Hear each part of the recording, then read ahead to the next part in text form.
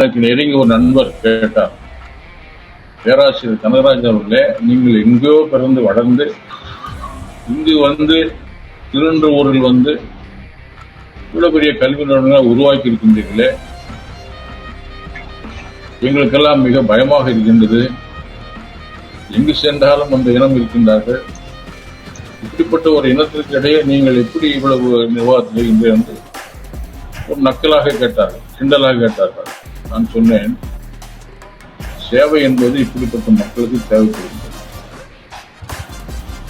நான் குறிப்பாக அந்த இனத்தில் ஒருவனாக அவர்களோடு இருந்து அந்த குடும்பத்தோடு பழகி சகோதரனாக தகப்பனாக அவருடன் பழகி அவர்களுக்கு நல்ல வழிகாட்டுதலாக இருந்ததனால் இன்றைக்கு அவர்கள் என்னை மனமாக ஏற்றுக்கொண்டார்கள். எனக்கு இந்த தினம் காவலாக இருக்கக்கூடியவர்கள், உறுதுணையாக இருக்கக்கூடியவர்கள் தலித் இன மக்கள் என்பதை மிக பெருமையோடு செலுத்துகிறேன் சொன்னார்.